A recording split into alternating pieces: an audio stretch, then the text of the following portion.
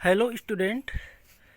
इस वीडियो में हम कक्षा 7 हिंदी विषय का अध्याय 2 दादी माँ पाठ के प्रश्न उत्तर देखने वाले हैं।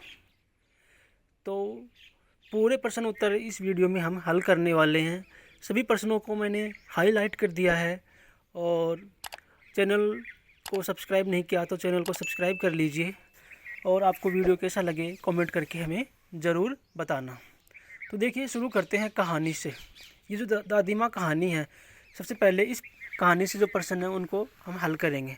पहला प्रश्न है, लेखक को अपनी दादी माँ की याद के साथ साथ बचपन की और किन किन बातों की याद आ जाती है।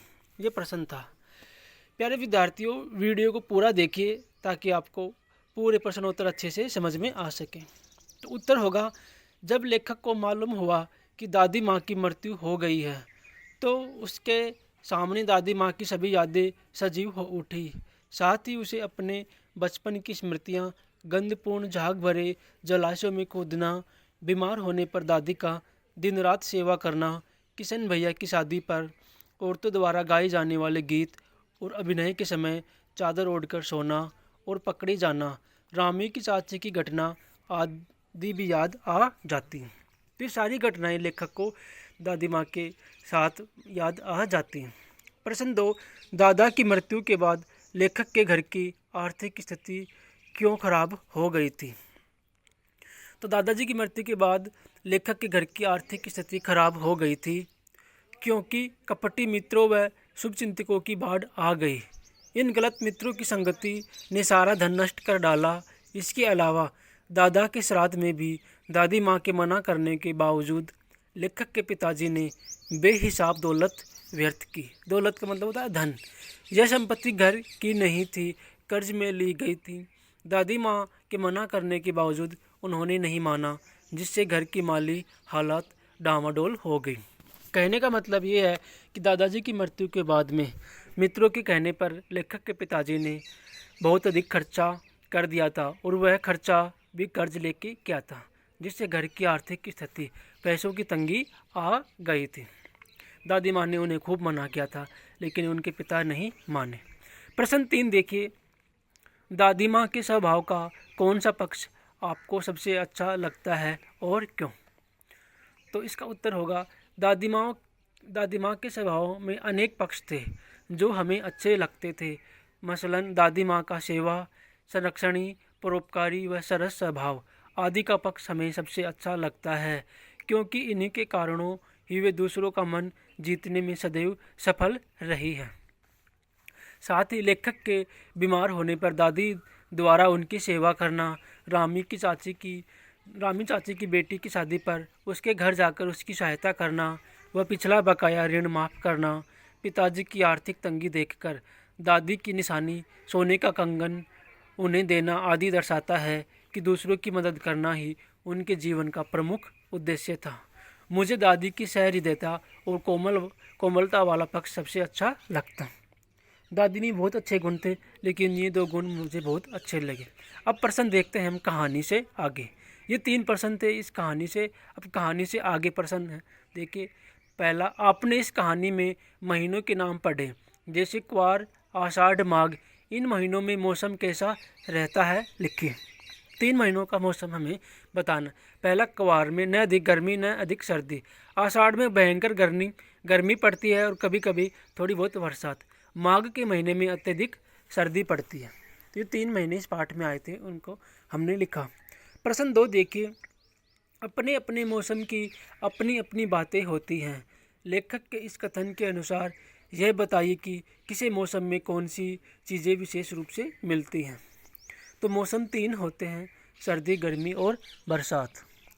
सर्दी की विशेषता हम लिखते हैं, सर्दी के मौसम में अत्यधिक ठंड पड़ती है। लोग गर्म पेय पीना पसंद करते हैं। पेय का मतलब पीने योग्य चीज़ें।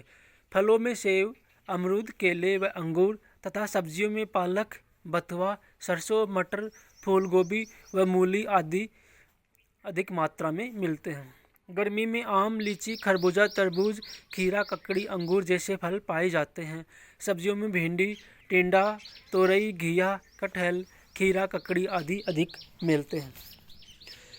तीसरा जो मौसम है बरसात। बरसात के मौसम में देखिए कौन कौन सी चीज़ें हमें मिलती हैं। बरसात के मौसम में अत्यधिक वर्षा होती है।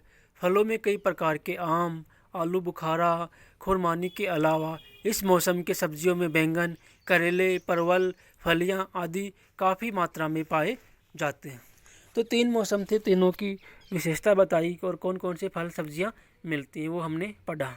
अब अनुमान और कल्पना से उत्तर देने वाले प्रश्न देखिए। पहला, इस कहानी में कई बार ऋण लेने की बात आपने पढ़ी। अनुमान लगाइए कि किन किन पारिवारिक परिस्थितियों में गांवों के लोगों को ऋण लेना पड़ता होगा और यह उन्हें कहां से मिलता होगा। बड़ों से बातचीत कर इस विषय में लिखें। तो हमें जानना है कि गांव के लोग प्राय आर्थिक तंगी से परेशान रहते हैं, अर्थात पैसों को लेकर वो परेशान रहते हैं, उन्हें के पास पैसों की कमी रहती है। ऐसी स्थितियाँ आ जाती है जब लोग ऋण आदि विवाह के खर्च के लिए, मकान बनवाने के लिए, बच्चों की फीस जमा कराने के लिए, फसलों की बुआई के लिए, बच्चों की पढ़ाई के लिए, पशु खरीदने के लिए, पारिवारिक सदस्य की मृत्यु हो जाने पे अंतिम संस्कार के लिए लोन लिया करते हैं। यह ऋण उन्हें गांव के जमींदारों व साहूकारों से मिलता है।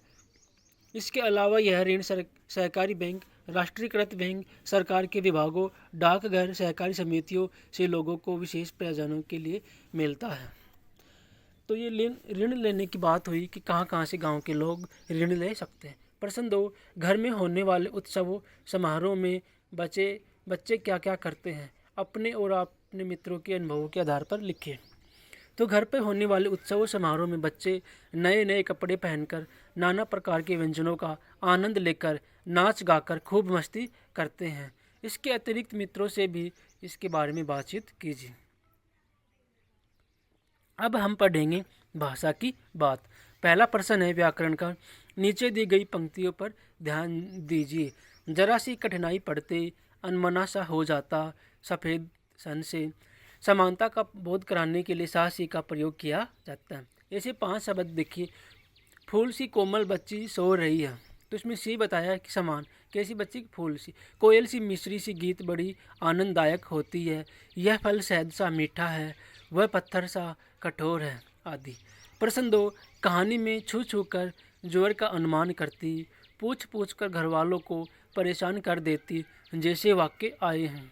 किसी क्रिया को जोर देकर कहने के लिए एक से अधिक बार एक ही शब्द का प्रयोग होता है, जैसे वहाँ थक गया, उसे ढूंढ ढूंढ कर देख लिया।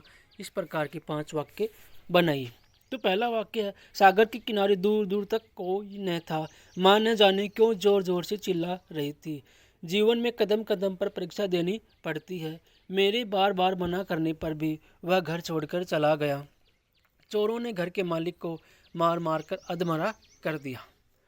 प्रश्न 3 देखिए। बोलचाल में प्रयोग होने वाले शब्द और वाक्यांश दादी माँ कहानी में हैं। इन शब्दों और वाक्यांशों से पता चलता है कि यह कहानी किसी विशेष क्षेत्र से संबंधित है।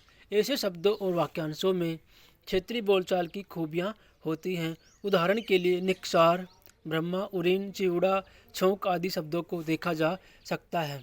इन शब्दों का उच्चारण अन्य क्षेत्रीय बोलियों में अलग ढंग से होता है, जैसे चिवड़ा को चिड़वा, चुड़त्र को पोहा और इसी तरह छौंक को छौंक तड़का भी कहा जाता है। निकसार, उरीन और ब्रह्मा को क्रमशः निकसार को निकास, उरीन को उरीन और ब्रह्मा को ब्रह्मा कहा जाता है। इस प्रकार के 10 शब्द बोलचाल की भाषा में हमें एकत्र करने हैं। तो देखिए कौन कौन से इस प्रकार के शब्द हैं। तो मिट्टी को बोलते हैं माटी या मट्टी, घासलेट को मिट्टी का तेल, घना को अधिक, बंदा को व्यक्ति, चादर को चद्दर, प्यार को दुलार, पक्षी को पंछी, नाटक को नौटंकी, कौवा को कागा, विवाह को ब्याह या विवाह, शादी, कृष्ण को किशन, घड़ा को मटका, गगरी को गहेली, स्नान को नहान।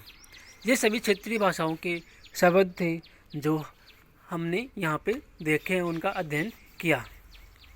अब हम साथ में कुछ अपनी तरफ से पाठ्योत्तर प्रश्न हमने यहाँ पे दिए हैं। देखिए पहला प्रश्न है बहुविकल्पी, इस पाठ के लेखक का नाम बताइए। तो इस पाठ के लेखक हैं शिव प्रसाद सिंह। प्रश्न है लेखक की क्या कमजोरी थी। तो उसका उत्तर है घर की याद सताने की कमजोरी थी। प्रश्न ग का देखिए, दादी माँ का व्यक्तित्व कैसा था। इसका उत्तर होगा स्नेह और ममता भरा। घ का देखिए, दादी माँ क्यों उदास रहती थी, तो दादाजी की मृत्यु हो जाने के कारण। ड़ का देखिए, पाठ में बच्चे किस महीने में झागधार पानी में नहाते थे, तो उत्तर था कुवार।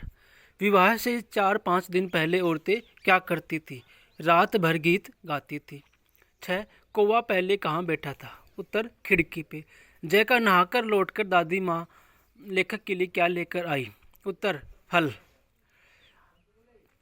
तो इस प्रकार से प्यारे बच्चों, ये दादी माँ पाठ के प्रश्न उत्तर थे। पहले वाले वीडियो में हमने इस पाठ को अच्छे से समझाया है, और वीडियो पूरा देखने के लिए आपका थैंक्स। चैनल को अभी तक सब्सक्राइब नहीं किया तो चैनल को सब्सक्राइब कर लीजिए, वीडियो को लाइक कीजिए और कमेंट करके ज़रूर बताना कि आप कौन से शहर से इस वीडियो को देख रहे हैं। Thanks for watching. जय हिंद।